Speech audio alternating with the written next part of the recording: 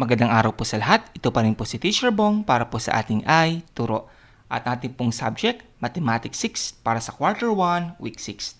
Ang ating pong competency ay galing sa MELC, solves multi-step problems involving multiplication and addition or subtraction of decimals, mixed decimals, and whole numbers, including money, using appropriate problem-solving strategies and tools. Okay?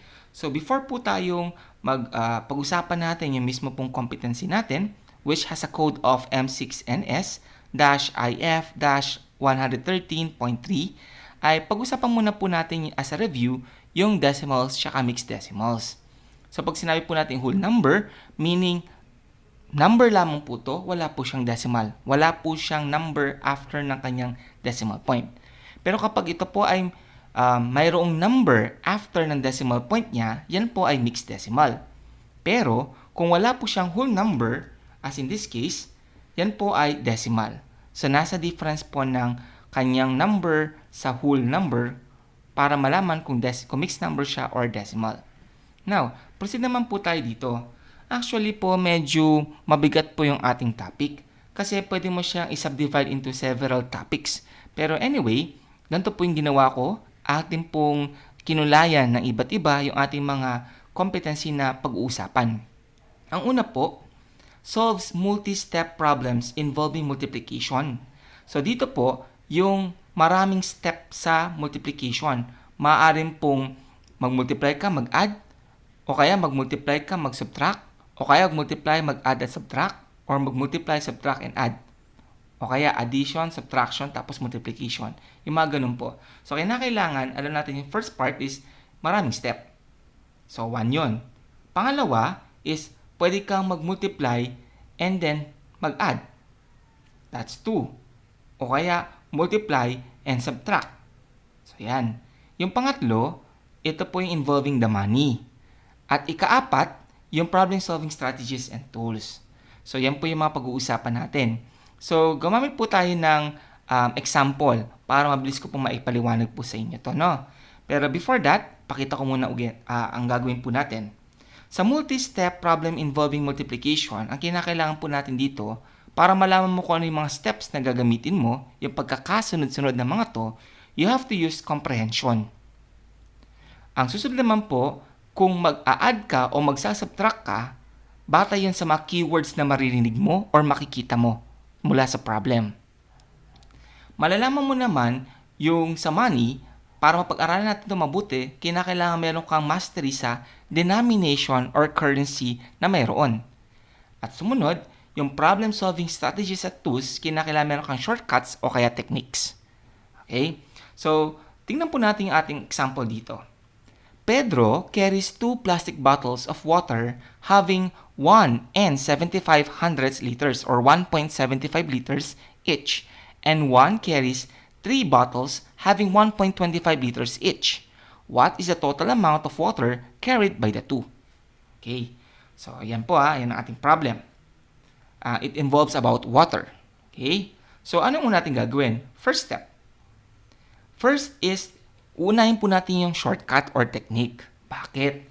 Para hindi po tayo malilito o maliligaw kung ano po yung mga gagawin natin. So, paano po to? Ang technique po nakalagay dito is ganito. Encircle the given and underline the main question. Okay? Tingnan po natin. Lahat na nakabilog ay mga given na numbers na pwede nating in words or in figures na meron siyang effect dun sa ating isosolve. Whereas, yung naka-underline naman po dito is yung mismong question na sasagutin natin at the end of it. Okay? So, yung mga given na to gagamitin natin para isolve ito. Kapag binilugan natin kasi yung mga given, madali na natin ma-identify ano yung mga numbers na meron tayo para makita natin yung mga numbers na hinahanap natin. Okay? So, next step. Keywords. So, nakuha mo na. Alam mo na yung given, alam mo na yung sasagutin. Ayan ang keywords. Ang keywords natin ay manggagaling sa question. Sa main question natin, malalaman mo kung ano yung process o ano yung mathematical gagamitin natin dito. So, we have taken from the question. Ano yun? Addition. Bakit? Total amount kasi. Pag sinabi mong total amount, sum of it. Sum of it o kaya in all, addition ng mga yon. Those are keywords. So, addition yung ginagamit natin. So, alam na natin na addition. Now, papasok tayo sa susunod na part, na comprehension. Review natin problem. Mag-add ka lang ba? I-add mo lang ba si 1.75 at saka si 1.25? So, kung marirealize mo, ang sabi dito, facts. Si Pedro, hindi lang isang bote ang hawak niya. 2. Si Juan, hindi lang isang bote ang hawak niya. 3. So, ibig sabihin, hindi ka pwede mag-add ng 1.75 at 1.25. Kasi, yun ay kung tig-isa lang sila ng bote. Kaso, si Pedro, 2. Si Juan, 3. They do not have the same amount pa ng tubig na laman ng mga bote. So, in this case, we have to comprehend yung mga parts na yan. Kailangan natin tignan na, so hindi ka pwedeng mag-add ng 1.75 at 1.25. Kasi, hindi naman sila tig-isa ng bote. At hindi rin sila pareho ng dami ng tubig. So, therefore, ang next step natin. So, gagawin natin, ilagay natin. Si Pedro, 2 ang kanyang boteng hawak na 1.75 bawat isa. Si Juan, 3 ang bote na hawak niya na tigwa 1.25 bawat isa. So, lumitaw na yung mga facts natin. Then, ano susunod natin gagawin? Ano man yung magiging resulta nito, i-add natin. So, yun ang alam na natin para makuha nga natin yung total amount. So, in this case, pwede natin siyang i-arrange ng ganito. 2 times 1.75 para kay Pedro. 3 times 1.25 para kay Juan. 2 kasing bote ni Pedro na tigwa 1.75. 3 naman ang bote ni Juan na tigwa 1.25. Equals n. Tingnan natin ha. So, ang shortcut or techniques natin, ito yon. So, paano natin ito isosolve? So, we add them and we multiply. I-multiply muna pala. Yan, 2 times 1.75 is 3. Then, 3 times 1.25 is 3.75 is equals to 6.75. Now, question. Yung 6.75 ba, yun na yung ating hinahanap? In terms of numbers, yes. Pero in terms of the question, ano ba yung first question? Kaya nga dapat naka-underline. What is the total amount of water carried by the 2? Ibig sabihin, yung 2. Total. So therefore, ang sagot natin is 6 and 75 liters. Kasi pinag-uusapan, amount of water. Hindi lang number. You have to be very specific, lalo sa pagbigay ng final answer. Okay? So now, nakuha natin yung part na pinag-usapan natin yung comprehension, yung keywords, at saka yung shortcuts. How about yung denomination? Para pag-usapan natin si denomination, kinakailangan muna natin pakita yung mga pera. So, una doon sa mga familiar muna tayo. Mas familiar pa tayo sa mga perang papel kaysa sa mga barya, di ba? So, unahin natin si papel. Pag sinabi ng denominations, ito yung mga values na meron tayo in terms of our money or currency. Ang ating currency ay napapakita natin sa symbol na ganito. Bawa, ito. Pinapakita natin sa symbol na P, tapos meron siyang ganito. Yan. Or, ganito kung centavos. Okay? So now, going back. So ito yung ating mga denominations. Meron tayong 20, 50, 100, 200, 500, at saka 1,000. So, yan yung mga denominations natin. Yung harap lang yan, ha? In terms of barya or coins naman, anong meron tayo? We have 1 centavo, 5 centavo, 25 centavo, 1 peso, 5 pesos, tsaka 10 pesos. So, yan yung mga currency na meron tayo. Now, pag centavo, ibig sabihin, kinakailangan mo ng 100 na centavo para magkaroon ka ng piso. Okay? Yung 5 centavo naman, kinakailangan na meron kang 20 na ganito bago ka magkaroon ng piso. At kung may 25 centavos ka naman, kinakailangan mo ng 4 bago ka magkapiso. So, itong nasa unahan, yung 1, 5, at saka 25 na mga centavo, kinakailangan nila ng value na 100 bago sila maging piso or 1 peso.